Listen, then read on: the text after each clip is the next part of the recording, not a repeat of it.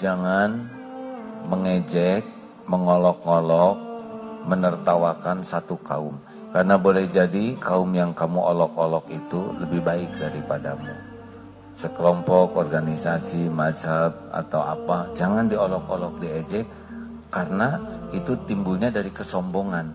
Kita tuh mau mengejek yang kita anggap lebih remeh. Benar? Nah, sedangkan definisi takabur, orang yang sombong mendustakan kebenaran dan menganggap remeh orang lain. Makanya kebiasaan mengejek itu kebiasaan orang sombong. Dan tidak masuk surga yang di dalam hatinya ada kesombongan walaupun sebesar zarah. Stop.